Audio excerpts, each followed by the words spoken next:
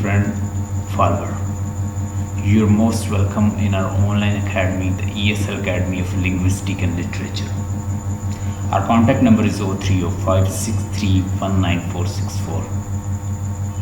You can like, subscribe our channel, the ESL Academy. Simply go to YouTube or type the ESL Academy. You can visit our channel and listen to our lectures over there. Let's discuss. Today we are going to discuss American literature. In American literature, we'll discuss Walt Whitman. He's an American poet. हम Walt Whitman को आज discuss करेंगे. हम Robert Frost को भी discuss करेंगे. इनकी 8-10 poems हैं हमारे सिलेबस में. तो डिफरेंट सिलेबस में पोएम्स हैं. जैसे पीयू के सिलेबस में कुछ और पोएम्स हैं, आपके सिलेबस में कुछ और हैं, यूनिवर्सिटी ऑफ सरगोदा के. आज हम डिस्कस करेंगे वॉल्ट विटमैन की बायोग्राफी लाइफ, और एक असाइनमेंट है उनकी analysis of Walt Whitman poetry. पूरा नाम है इनका वाल्टर विटमैन.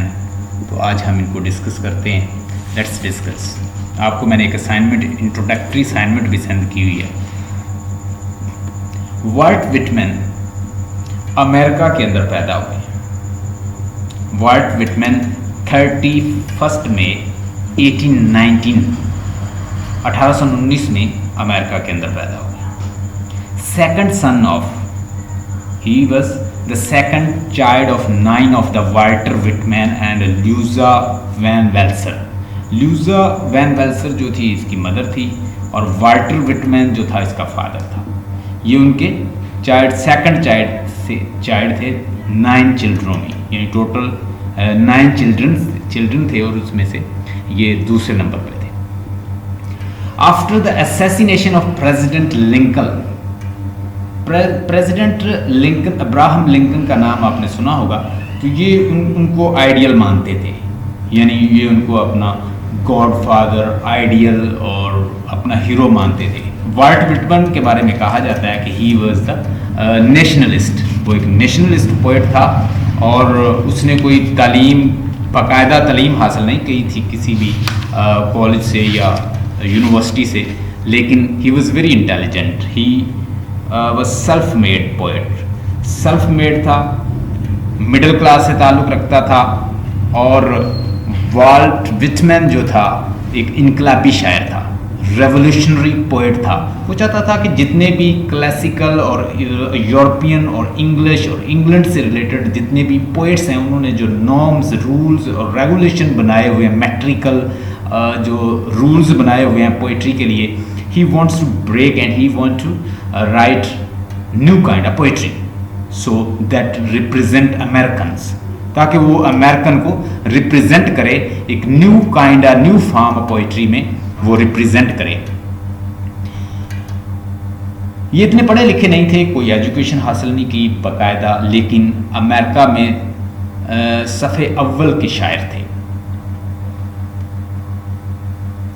यानी उसकी एक बुनियादी वजह यह है, कहा जाता है कि उसने जितने भी कन्वेंशंस और ट्रेडिशन से रिलेटेड पुरानी घिसी पिटी जितनी भी शायरी थी, उसको ब्रेक करके एक न्यू फॉर्मेट के साथ पेश किया था. Mean to say he is also called the father of free verse. इसने फ्री वर्स में लिखा था, कोई आयम्बिक, पेंटामीटर, ट्रोकेक मीटर, या वो जितने भी वर्स में लिखते हैं, वर्स को रिदमिक फॉर्म में लिखते हैं, या वो जैसे हीरोइक कॉपलेट और उसके अलावा दीगर कॉपलेट की फॉर्म में पोइट्री होती थी, जैसे अलेक्जेंडर पॉप करता था, वैसी पोइट्री नहीं करता था.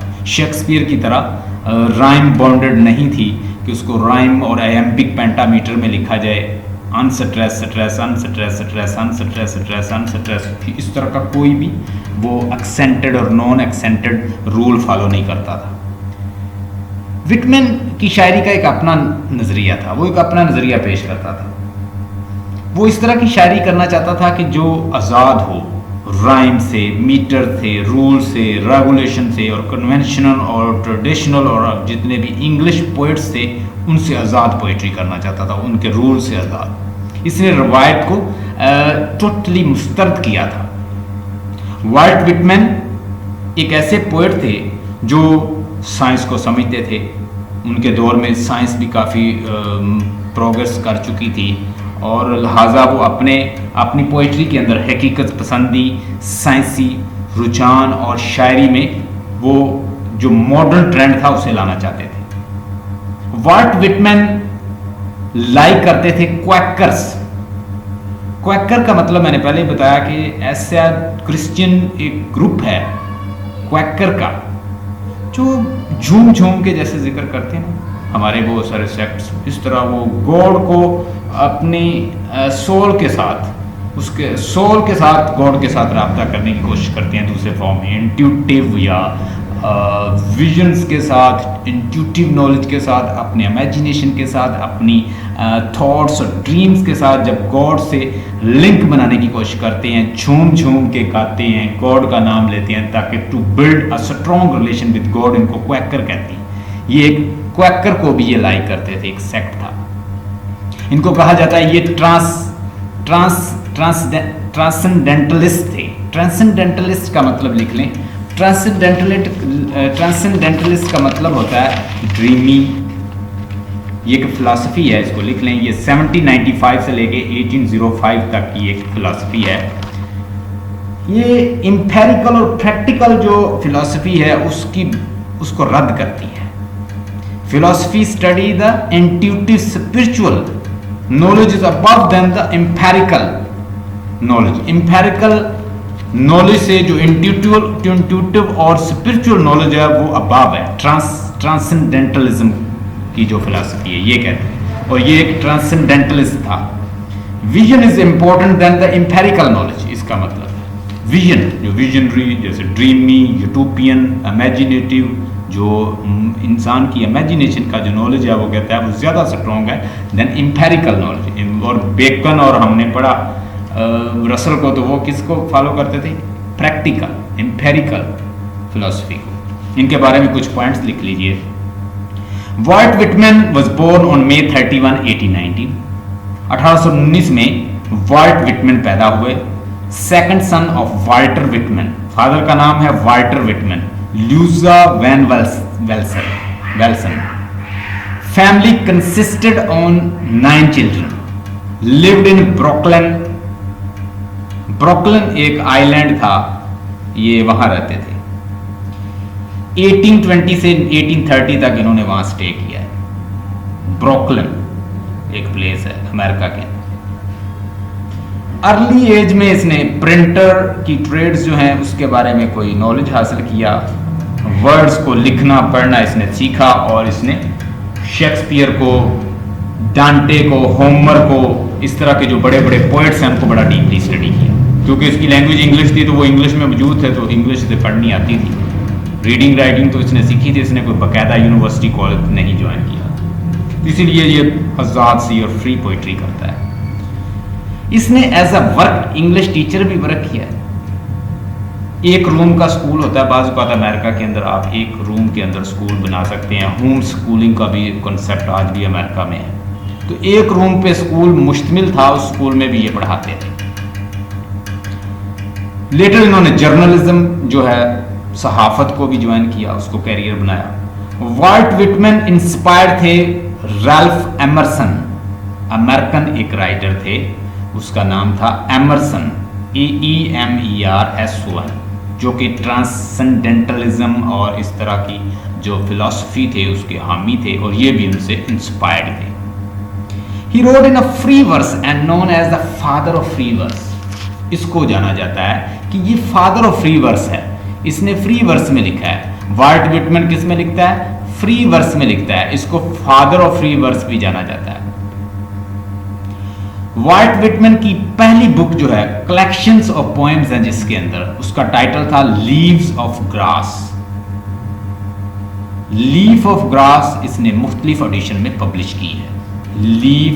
लीव्स ऑफ ग्रास याद रखिएगा, ये पहली पोएम। इसके अंदर ही इसकी जो मजीद पोएम्स हम इन फ्यूचर पढ़ेंगे वो इसके अंदर है। He was a father of English free verse. He wants to write freely.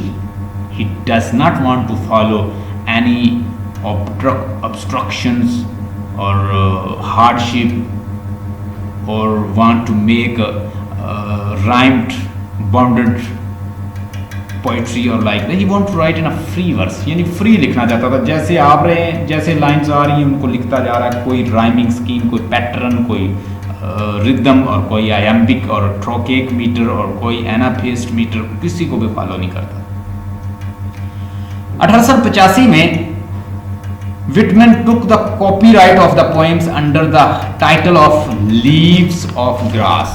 1885 याद रखें, 1885 में उसने इसका जो इसके राइट्स जो हैं वो रिजर्व कर लिए लीव्स ऑफ ग्रास की। इसने पहले उसके अंदर 12 जो पोएम्स हैं वो लिखी हैं, लेटर उसमें 400 का इजाफा किया। इसने पोएम्स लिखी और जो इसका जिसका ये फॉलोअर था एमरसन को 1855 में भेजता है poem. He included the several editions under the leave of the grass. इसके अंदर उसने फिर इसके नीचे मजीद इसमें बहुत सारे एडिशन किए। इसका प्रोमिनेंट वर्क जो है वो लीव ऑफ द ग्रास है और उसमें इसने बड़ा मकाम हासिल किया। मैंने बताया इब्राहिम लिंकन को अपना ये लीडर मानता था, नेशनलिस्ट था, पॉलिटिकल एक्टिविस्ट भी था, लाइक करता था उसको as a hero. Walt Whitman कहता है कि बॉडी के बगैर आप स्पिरिचुअल, अगर आप स्पिरिचुअल बनना चाहते हैं, if you want to touch control your soul you need body.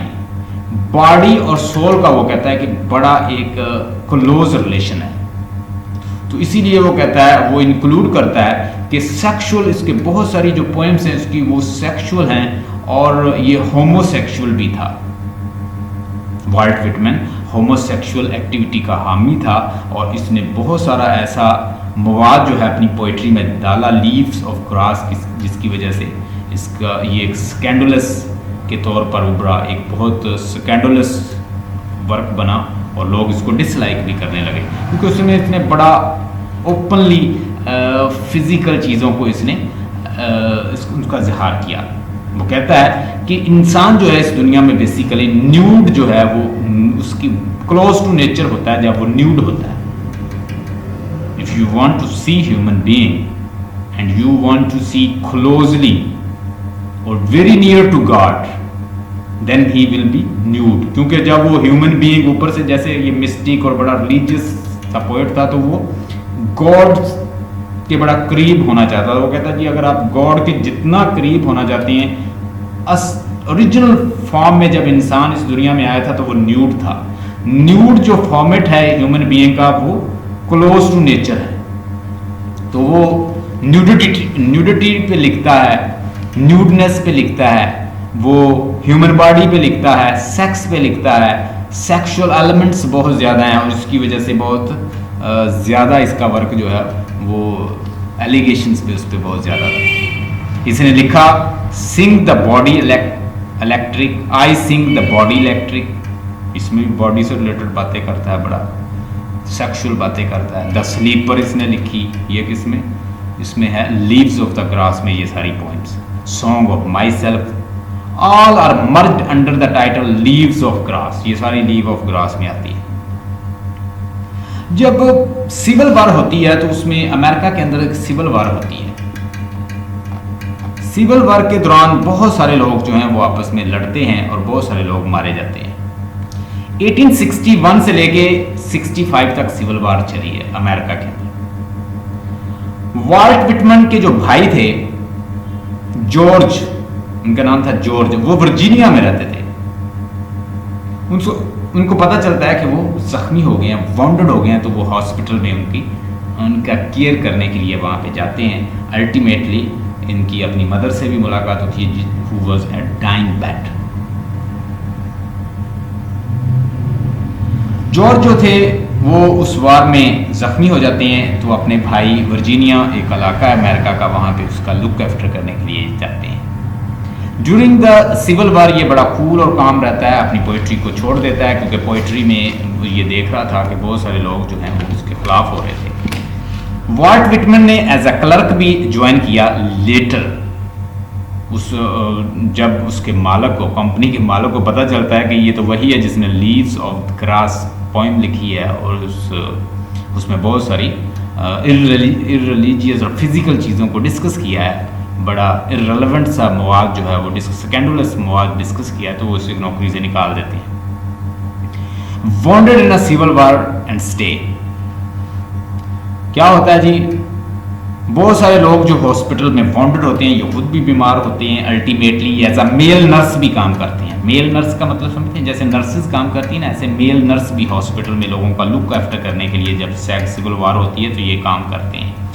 Male nurse के तौर पर लोगों को ड्रेसिंग करना, उनको फर्स्ट एड देना, उनको हॉस्पिटल में लुक आफ्टर करना, ये काम करते रहे। ऐसा बतौर क्लर्क भी काम किया, लेकिन लेटर सेक्रेटरी ऑफ इंटीरियर जो था, जब उसको पता चला कि वाइट विटमैन जो है ये वही शख्स है जिसने वो बुक लिखी है, तो ये अल्टीमेटली इसको फायर्ड हिज जॉब।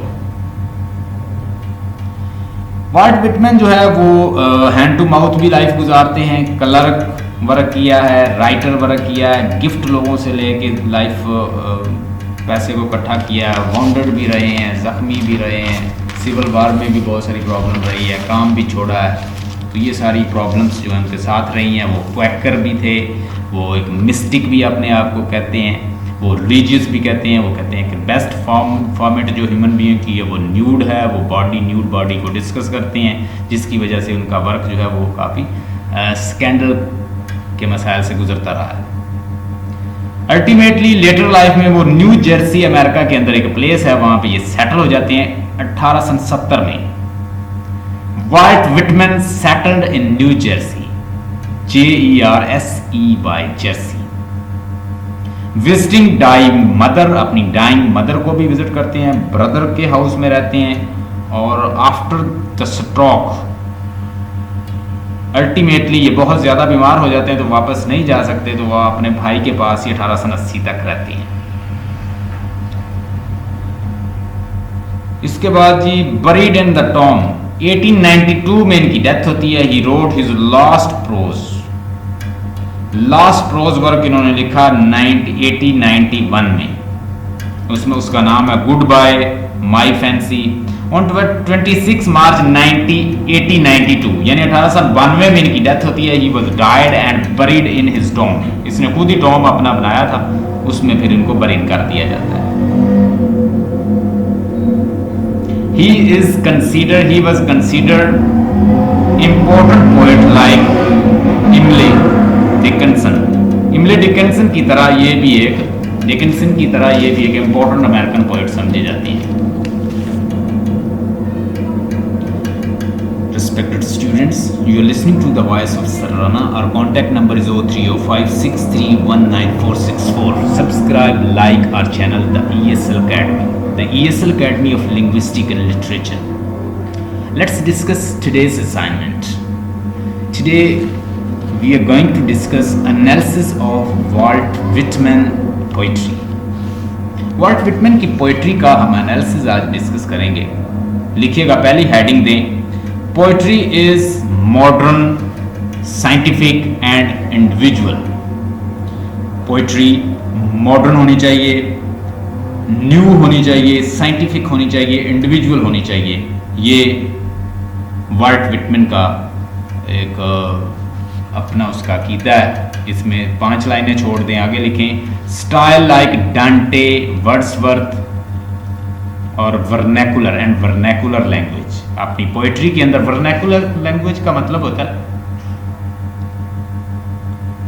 किसके बोले, जिसके आप चाहती हैं। आपको जो मैंने असाइनमेंट सेंड की हुई है उसके, मेरी बात सुने, आपको मैंने असाइनमेंट के शूट सेंड किए हैं ग्रुप में, उसमें सारा कुछ है।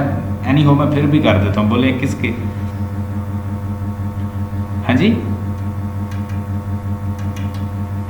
हाँ उधर से आप देख सकती हैं, मैंने इसलिए सेंड की। Poetry is modern, scientific and individual. ये जी पहले तो वाल्ट विटमैन का ये अकीदा है कि पोइट्री जो है वो एक तो ट्रेडिशनल नहीं होनी चाहिए, मॉडर्न होनी चाहिए, साइंटिफिक होनी चाहिए, इंडिविजुअल होनी चाहिए। इसमें 8 लाइनें छोड़ दें, ये बाद में हम डिस्कस करेंगे इनके अंदर क्या है। स्टाइल लाइक डांटे, DANTE, डांटे इटालियन पोएट था। वर्ड्सवर्थ और वर्नैकुलर मीन कि वो पढ़ा लिखा तो था नहीं, तो डेफिनेटली वो वर्नैकुलर और मिली जुली जुबान जो बोलता है उसमें आर्चिक लैंग्वेज जो है, पुरानी लैंग्वेज भी यूज़ करता है, जो उसने पढ़ा हुआ है शेक्सपियर को, डांटे को और होमर को, इस तरह के, तो वो पुराने वर्ड्स भी यूज़ करता है, नए भी यूज़ करता है। बाज़ का वो सिंबलिज्म के थ्रू भी कोई बातें अपनी करता है, बॉडी सोल की, जैसे वो क्वैकर भी था। क्वैकर का मतलब मैंने बताया कि person who believes in the soul is having a special relation with God.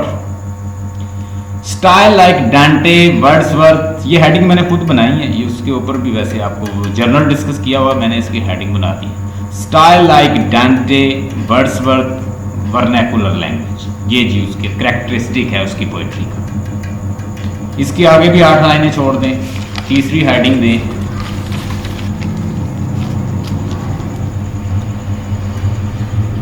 Show public and private word. अपनी पोइट्री के थ्रू वो पब्लिक और प्राइवेट वर्ड को आपको दिखाएगा, जैसे कि वो एक मिस्टिक है, जैसे कि वो क्वैकर है, एक वो एक्सट्रीम किस्म के जैसे रिलीजियस लोग होते हैं उनका वो फॉलोअर है। तो वो क्या कहता है कि इंसान को अगर बेस्ट फॉर्म में देखना है तो वो न्यूड है। आप फिजिकल होने के बावजूद, कहता है फिजिकल हुए बगैर आप डिवाइन चीजों को नहीं पा सकते। वो कहता है कि अगर आप रिलीजियस और सोल और बॉडी जो है, कहता है, और बगैर फिजिकल रिलेशन के, कहता है कि आप लव को, डीप रिलेशन को, गुडनेस को, कहता नहीं पा सकते, क्योंकि इंसान जो है वो असल बॉडी जो है, बॉडी की शक्ल में और न्यूड फॉर्म में ऊपर से नीचे आया था। तो बेस्ट फॉर्मेट भी इंसान का न्यूड फॉर्म में ही वो होता है। तो इसलिए ये न्यूडिटी को, इंसान के विदाउट ड्रेस जो बॉडी है उसको ज़्यादा डिस्कस करता है, जिसकी वजह से ये स्कैंडल भी इसका बना, लोग इसे ऑफेंसिव किस्म की पोइट्री समझते थे। आगे लिखें जी, ब्लरिंग, ये लिख लिया आपने, show public and private word. इसके आगे भी 4-5 लाइनें छोड़ दें, आगे एक और हेडिंग दें, चौथी, स्पिरिचुअल कम्युनियन, CMMUNION, कम्युनियन का मतलब होता है मिलाप, depend on the physical contact.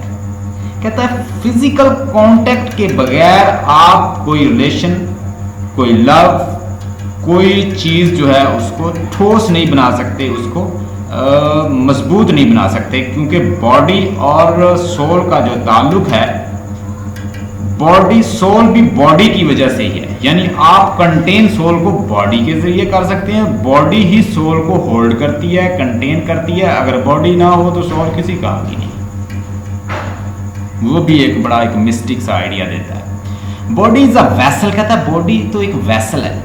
Vessel mean कि एक जस्ट लाइक बॉटल है, एक जस्ट लाइक एक बॉक्स है, that enable soul to experience, जो काबिल बनाती है सोल को वो एक्सपीरियंस करे। तो सोल एक्सपीरियंस कैसे करेगी? जब बॉडी का इंट्रैक्शन होगा, बॉडी को आप एक्शन में लाओगे तो वो सोल जो है वो एक्सपीरियंस करेगी। वो कहता तो बड़ी मिस्टिक बात थी, मिस्टिक बात करता था, लेकिन वो न्यूडिटी को जब शामिल करता था अंदर, वो सेक्स को डिस्कस करता था, सेक्सुअल एलिमेंट को डिस्कस करता था, प्रमोट करता था होमोसेक्सुअल एक्टिविटी को, gay relation, man with the man, female with the female. तो इस तरह के जब वो रिलेशन डिस्कस करता था तो वो तब ऑफेंसिव हो जाता था इसका वर्क, लोग इसे लाइक नहीं करते थे। Physical communion is necessary to get experience, कहता है कि बॉडी का मिलाप बॉडी के साथ बहुत जरूरी है अगर आप कम्युनियन हासिल करना चाहते हो, अगर आप एक्सपीरियंस हासिल करना चाहते हो सोल का, तो वो उसे मिलाएगी तो बॉडी। एरोटिसिज्म और दूसरा उसका नोमो एरोटिसिज्म, यानी एरोटिसिज्म एक्सट्रीम जो विश है for sex is eroticism. Eroticism और नोमो एरोटिसिज्म, इन दोनों का वो कायल था। Are mostly used in Whitman's poetry, उसकी पोएट्री में मोस्टली इस्तेमाल किया जाता था। ये मजीद हम बाद में डिस्कस करेंगे। Civil war diminished his faith in the democratic sympathy, जब सिविल वॉर होती है उसमें बहुत सारे लोग मारे जाते हैं, तो उससे ये काफ़ी मायूस होता है, इवन के पोइट्री भी कुछ देर के लिए छोड़ देता है। आखिर में कंक्लूजन जो है वो लिख लें जो मैंने इसका बनाया। टू कंक्लूड, लिखिए, to conclude, Whitman remains consistent, consistent, remain consistent throughout his poetry. Whitman अपनी सारी पोइट्री में बड़ा कंसिस्टेंट रहता है, बड़ा पक्का रहता है, रेजोल्यूट रहता है, जो लिखता है उस वही को लिखता है। He wants to make poetry individual, democratic and special from European countries. European countries की जो पोइट्री है उससे स्पेशल बनाना चाहता था। ही वॉज अ नेशनलिस्ट, वो नेशनलिस्ट था, and showed this spirit in his poetry, और वही स्पिरिट उसने अपनी पोइट्री में शो की। ही फॉलोज, वो फॉलो करता है freedom, liberty and applies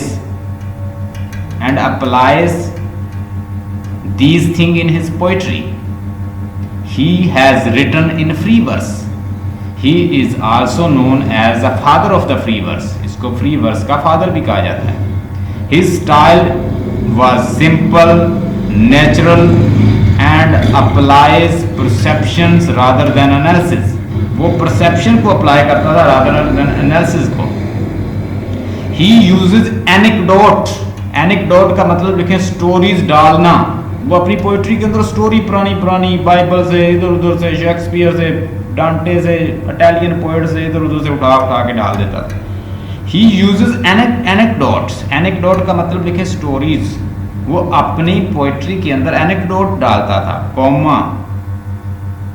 sometimes these anecdote contradicts, कभी कभी उसकी एनेक्डोट्स, क्योंकि वो पढ़ा लिखा भी नहीं था, रस्टिक चीज़ें भी डालता था, विल्जियर और वर्नैकुलर लैंग्वेज भी डालता था, तो कभी कभी कॉन्ट्राडिक्ट कर जाती थी उसकी एनेक्डोट, जो स्टोरियाँ डालती थी।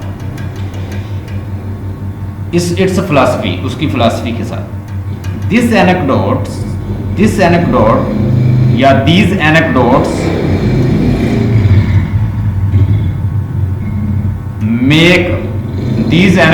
Make his poetry unique and individual. वो एनेक्डोट उसकी पोइट्री को यूनिक और इंडिविजुअल बना देती है। लें जी, ये हमने इसका एंड लिख लिया, कंक्लूजन। आप कुछ उधर से देख लीजिए, कुछ मैंने आपको बता दिया, इसको सेट कर लीजिए। अब देखें ज़रा, कुछ पॉइंट लिख लीजिए।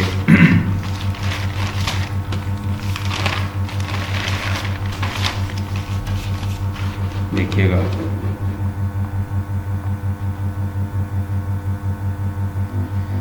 ये है जी पहली हेडिंग हमने दी थी,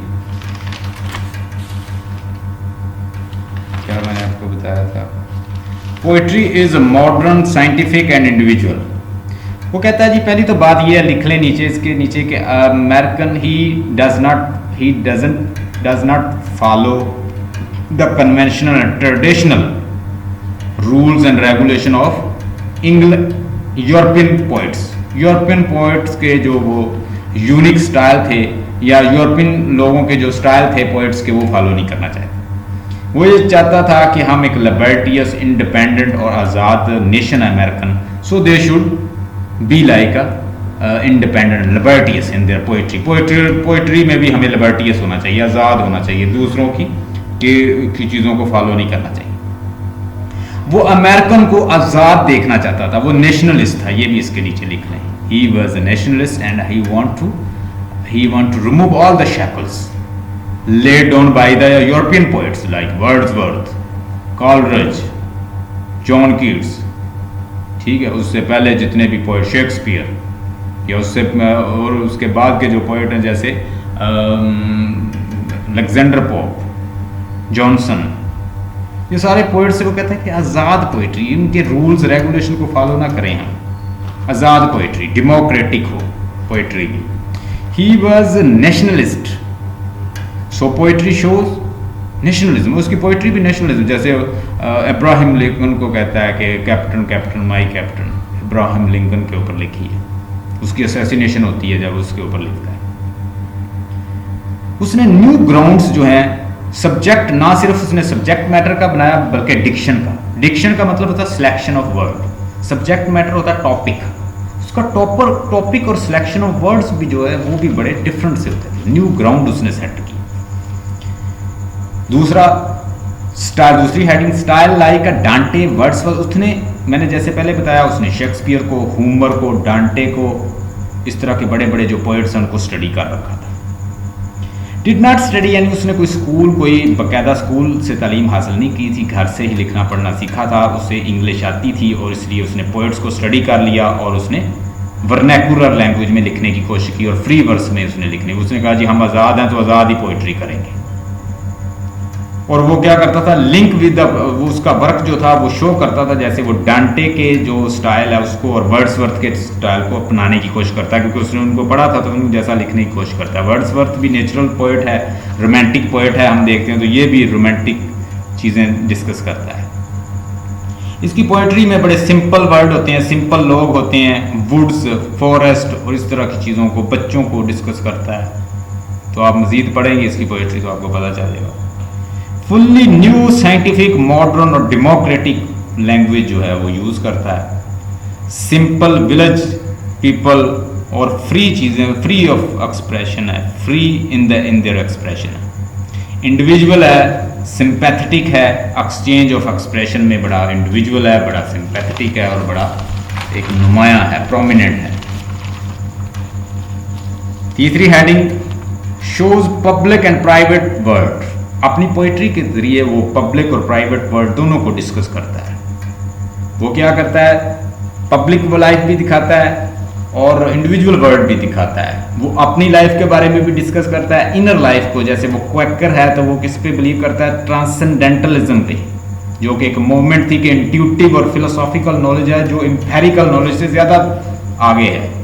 जबकि मॉडर्न जो राइटर है हमने देखा जितने, जैसे रसल है या दीगर बेकन है या ऐसे इस तरह के जो रेनेसेंस के कुछ राइटर्स थे, वो क्या कहते थे, एम्पेरिकल फिलॉसफी जो है वो ज़्यादा स्ट्रॉन्ग है। लेकिन ये क्या कहता है, नो, ट्रांसेंडेंटलिज्म जो इंट्यूटिव और स्पिरिचुअल नॉलेज जो है वो ज़्यादा इंपॉर्टेंट है। तो इसने अपनी पोइट्री के अंदर इन चीज़ों को डिस्कस किया है।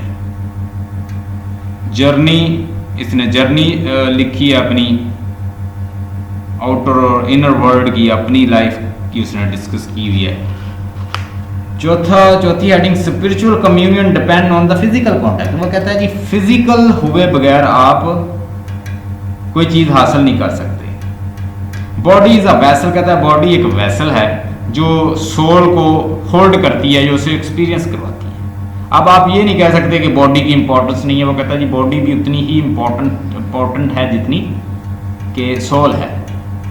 फिजिकल कम्युनियन जो है कहता है वो नेसेसरी है, इसलिए वो बॉडी को डिस्कस करता है, सेक्स को डिस्कस करता है, सेक्सुअल एलिमेंट को डिस्कस करता है, न्यूड बॉडीज को डिस्कस करता है, जो कि उसको सम टाइम ऑफेंसिव बना देते हैं लोग ऑफेंड होते हैं इससे। एरोटिसिज्म और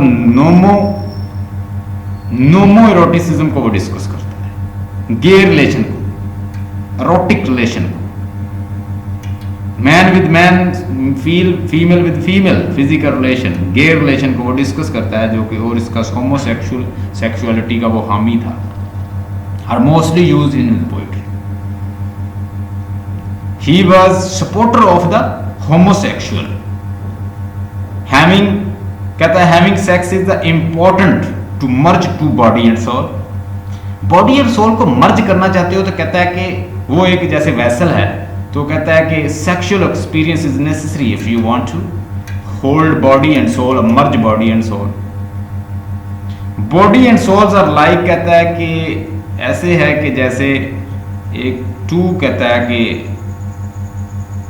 मेल्स का, फीमेल और मेल का कहता है रिलेशन, ऐसे बॉडी और सोल का रिलेशन। तो इन दोनों को आप मिलाएंगे, कम्युनियन करेंगे तो फिर ही कहता है you will get divine thing, you will get destination, you will get good relation like that. Civil war होती है, जैसे हमने पहले डिस्कस किया, सिविल वार से बड़ा मुतासर होता है, भाई जख्मी होता है। वार जो है वो कहता है किलिंग है। वार से वो पोइट्री भी छोड़ देता है उसकी वजह से, क्योंकि वो लोग ऑफेंड हो रहे थे।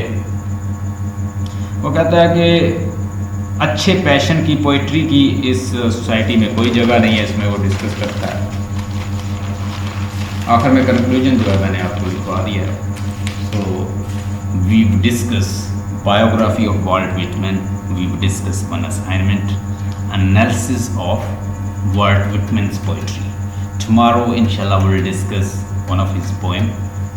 कल हम इसकी पोएम भी डिस्कस करेंगे, इसी तरह असाइनमेंट जो है इसकी वो भी डिस्कस करते रहेंगे।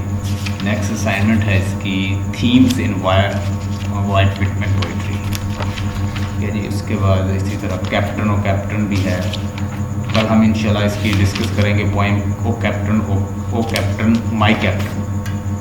इसकी मैं क्रिटिकल अप्रिसिएशन भी आपको समझाऊंगा और पीछे जो पोएम्स है वो भी डिस्कस कर दूँगा। इसी तरह हम सारे पोएट्स जो हैं वो डिस्कस कर लेंगे। Respected students, you are listening to the voice of Sir Rana. Our contact number is 030563194464. Subscribe, like our channel, the ESL Academy of Linguistic and Literature. Stay blessed. कोई क्वेश्चन हो तो लिख के सेंड कर दीजिएगा।